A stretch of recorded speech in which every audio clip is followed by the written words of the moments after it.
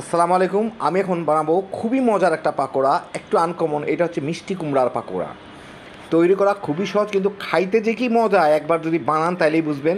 এটা একটু নোনতা মিষ্টি টাইপের হয়, সেই জন্য অসাধারণ স্বাদ। তো আসলে দেখি শুরু করা যাক। আমি এখানে 20 টাকার এক ফালি মিষ্টি কুমড়া একটু পাতলা পাতলা করে কেটে নিচ্ছি।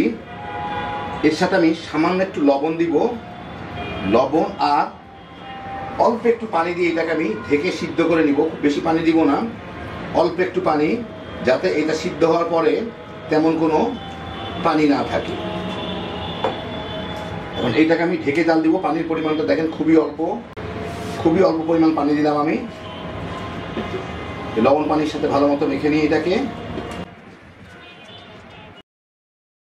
এখন এইটাকে আমি ঢেকে অল্প জালে জাল দিব। এটাকে আমার সিদ্ধ করে দিতে হবে, মাঝে 2-1 বার ওলট পালট করে দিব। এই 8-10 মিনিটের মধ্যে আমার মিষ্টি কুমড়াগুলো সিদ্ধ হয়ে গেছে। এখন আমি এগুলাকে, পানি অল্পই আছে কি, তারপরও আমি এগুলাকে একটু খুলে জাল দিয়ে পানিটাকে শুকায় নিব। মিনিট 2-1-এর মধ্যেই পানিগুলো শুকায় গেছে। এখন আমি চুলাটা বন্ধ করে এটাকে ঠান্ডা করে নিব। ঠান্ডা হওয়ার পরে আমি মিষ্টি কুমড়াগুলোকে একটু ভর্তা বানায় নিব।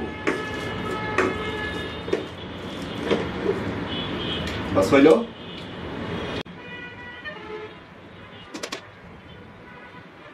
ছেঁচে কুচে নিয়ে নিলাম।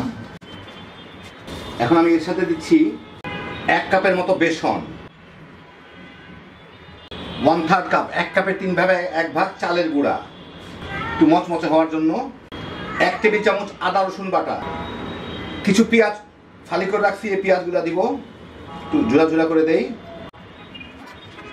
একটু কাঁচামরিচ কুচি, ধনিয়া পাতার কুচি,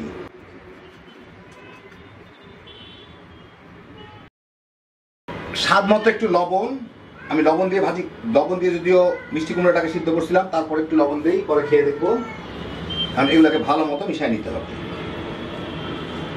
কোনো পানির দরকার নেই, মিষ্টি কুমড়ার মধ্যে যথেষ্ট পরিমাণে পানি আছে, আর বোধহয় লাগবে না। ও আরেকটা জিনিস দিয়ে দিই, একই সাথে মিশে যাক।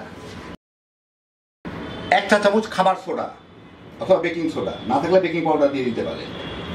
এতে একটু ফুলা ফুলা হবে, জিনিসটা সুন্দর হবে, ভিতরটা একটু নরম থাকবে। ভালো মতো মেখে নিলাম। এখন এগুলোকে আমি ভেজে ফেলবো। এই যথেষ্ট, ছোট ছোট করে ছাড়তে পারলেই হয়ে গেল। আমি একটা কড়াইয়ে তেল গরম করে নিচ্ছি, মাঝারি আছে।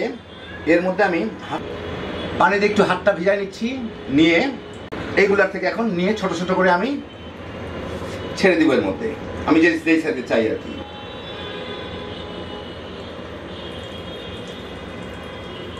এই আমাদের ছোট ছোট গুঁড়া পেঁয়াজের মতো আর কি।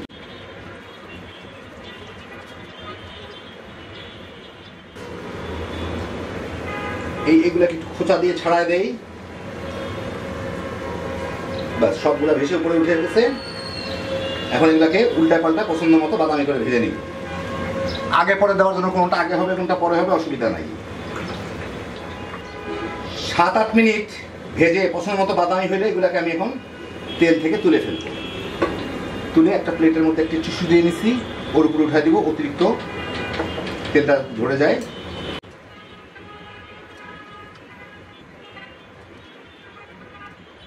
বাকিগুলোকেও ঠিক এইভাবে ভেজে নেব।